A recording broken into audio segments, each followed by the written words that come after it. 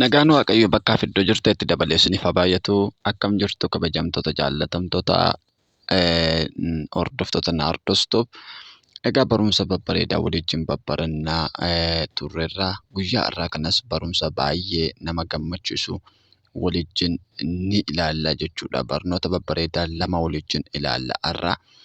Barnoonni nuti waliin ilaallus namoota istiriimiyaardii fayyadamtanii viidiyoo keessan yeroo baay'ee isin duraa rarra'ee hafuu akkaataa kamiitiin akka balleessitanii fi namoota taagii fayyadamuu barbaadaniif karaa kam fayyadamuu akka dandeessan waliin ilaalla jechuudha. Kanaaf barnoota kanaa amma xumuraatti na waliin taatanii akka dhaggeeffattan kabajaan isin afeera. Egaa yeroo jalqabaatiif gara chaanaalii kanaa akka dhuftanii na hordoftuubiin sabiskiraayib godhaatii maatii keenya ta'an isiniin jedha. Warri maatii keenya taatanii turtan immoo sheer laayik gochuudhaan na jajjabeessaa. Barnoota babbareedaa asirratti kan waliif daddabarsinu waan ta'eef kanaaf wal biraa dhaabbannoon isiniin jedha. Amma kallattiimaan gara barumsa keenyaatti gaafa dabarru barnoonni har'a waliin ilaallu jalqaba irratti akkaataa kamiitiin viidiyoo liivii rarraasne tokko balleessina ofirraa kan jedhu ilaallaa jechuudha. Viidiyoo namoota baay'ee jala liivii akkasumatti rarra'ee homaa kan of keessaa hin qabne liivii baay'eetu jira. Isa kana karaa kamiin of keessaa balleessina kan jedhu waliin ilaalla jechuudha. Kana gochuudhaaf jalqaba gara kiroomii keenyaa deemnee waliin ilaalla. Daataan baay'inaa hojjechaa waan hin jirreef. Egaa erga gara kiroomii keenyaa deemnee YouTube Studio seennaa jechuudha. YouTube Studio keenya keessaa erga seennee booda ani karaa kanaa waan deemaa jiruuf isin kallattii manni isin seenaa. Daataan qollee baay'ee hojjechaa hin jiru. Garuu obsumaan na eegaa. Erga akkaataa kanaatiin seennee booda kunoo bakka kanatti argaa jirtu. Harka olii kanaatiin bakka viidiyoo kanaa al tokkoof ni tuttu jechuudha. Bakka viidiyoo kanaa al tokkoof ni tuttu. Erga achi tuttanii booda viidiyoo baay'ee hojjechaa waan tureef irraan gadeen kun viidiyoo kanaan hojjechaa turedha baay'inaan jechuudha viidiyoodha. Olitti immoo kan argamu liiv kan jettu kun bakka kana jirti. Liivii jechuudha. Bakka kana immoo poost kan jettu jirti. Liiviin liivii warra galaniif asii ka'aa jechuudha. Kun immoo warra koomunitiin banameefidha jechuudha. Warra koomunitii yookaas warra sheerii qaqqabanii wanta isaan as jalatti sheerii godhan karaa asii ka'aaf jechuudha.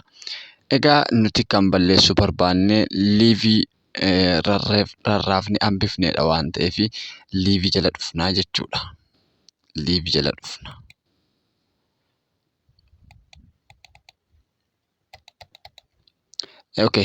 Erga as dhufnee booda kunoo liivii kana duraa hojjechaa ture as jala jira. Egaa liivii rarraasee hambise waan hin qabneef liivii man asitti qabu tokkoon isinitti agarsiisa. Tooruma kanarra isiniif fida waan ta'eef. Egaa kunoo naannoo barreeffama kanaan al tokkoof tuqaa.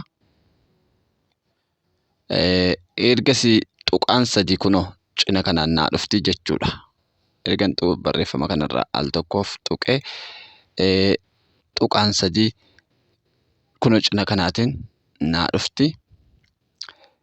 Isheerran al tokkoof tuqaa jechuudha. Kunoo bakka kana al tokkoof gaafan tuquu kunoo akkaataa kanaatiin naa dhufaa jechuudha.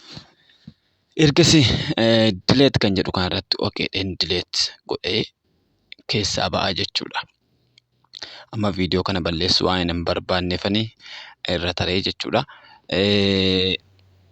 Warri balleessuu barbaadan asumaan balleessituu jechuudha. Liivii isin jala rarra'ee hafe. Barnoonni keenya inni lammaffaan akkaataa kamiitiin taagii fayyadamuu dandeenya kan jedhu jalqaba irratti appilikeeshinii bareedaa tokko kana ofii kootiif itti fayyadamee tokkoon isinitti agarsiisa. Appilikeeshiniin sunis Yoo yeroon jiraate appilikeeshinii lama isinitti agarsiisa. Kunoo isa kanaadha jechuudha. Taaggiyuu kana baay'ee itti fayyadameen jira. Haashii baay'ee of keessaa qaba. Bakka baay'ee bareedaadha. Itti fayyadama. Kana fayyadamuudhaaf piroosesii baay'ee isin hin barbaadu. Akkasuma yuutuubii keessanii wajjin kan wal fakkaatu fiddanii as jalatti test gochuudhaan itti fayyadamuu qofaadha jechuudha. Kana gochuudhaaf kallattiidhumaan erga as keessa seentanii haala kanaan qindeessitanii booda jalqaba appilikeeshinii kana buufachuudhaaf gara pileestoorii keessanii deemuu qabdu. Erga pileestoorii keessan keessa dhaqxanii booda taaggiyuu jettanii barreessitu jechuudha. Pileestoorii keessan keessa deemtanii taaggiyuu jettanii barreessitu. Ergasii innis isiniif fida. Erga inni isiniif fidee booda kunoo akkaataa kanaatiin itti fayyadamuu dandeessu jechuudha. Erga inni isiniif fidee booda haala kanaan bantu. Erga bantanii gara yuutuubii keessanii deemtu jechuudha. Yuutuubii kan namaarras yoo jiraattan rakkoo hin qabu. Erga yuutuubii keessan keessa deemtanii booda yuutuubii keessatti fakkeenyaaf kun yuutuubiidha. Yuutuubiin kun hojiin hojjechaa jiru wajjin hammam ol fakkaata kan jedhu erga ilaaltanii booda fakkeenyaaf muuziqaa kanan ilaala. Muuziqaan kun Yaadanii Shifarraa faarfannaa haaraadha. Amma faarfannaa kanaa al tokko fookee irratti dheeraa. Ergasii booda akkasiin godhaa. Mallattoo sheerii kanatti ergaan bu'ee booda kunoo bakka kanatti koppiin godhaan. Ergan koppii godhee booda keessaan ba'a. Ergasii bakka silaatti deebi'een dhufaa. Bakka taagiitti dhufee ergasii kunoo bakka kanatti test godhaa jechuudha liinkicha. Ergasiin booda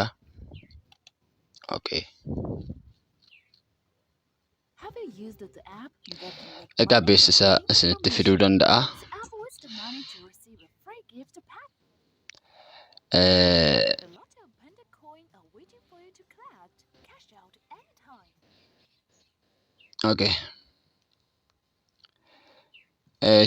Viidiyoon kun kiiwoordii hin qabu jedha. Ammas viidiyoo kan biraa barbaaddanna. Viidiyoo kan biraa fidannaa jechuudha. Viidiyoo kan biraa dhandhee barbaaddannee fidanna viidiyoo ammas fakkeenyaaf asirraa asii sheeritti bu'ee ergasii koppi liink ergasii bakkuma duraatti deebi'ee dhufee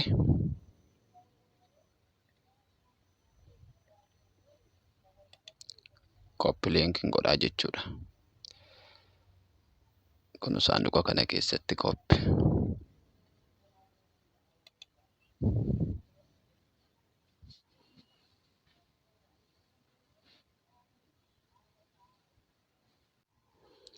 Kun saanduqa kana keessatti ergan koppi godhee kun haala kanaan naa fidaa jechuudha. Fakkeenyaaf muuziqaa kana wajjin kan wal fakkaatu kunoo taagii haga kanatu jira jechuudha. Taagiin kun muuziqaan fakkeenyaaf baay'inaan muuziqaa waan hojjedhuufi muuziqaa kana jalatti kana galchachuu nan danda'a jechuudha. Amma fakkeenyaaf faarfannaa kana jala taagii haga kanatu jira. Ergasii maalan godha kanaa koppiin godhaa jechuudha. Ergan koppi godheen booda keessaa ba'een gara isa jalqabaatti deebi'a.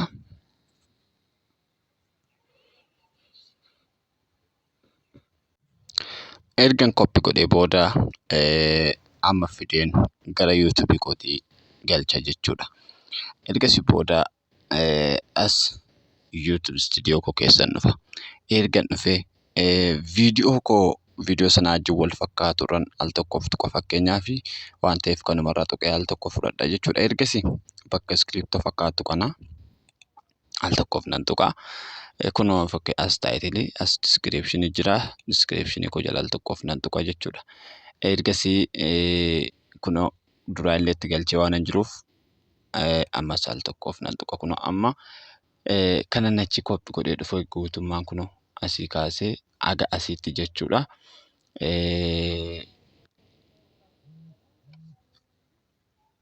Muuziqaa gosa sana wajjin kan wal fakkaatudha jechuudha. Kanaaf aashii baay'ee of keessaa qaba.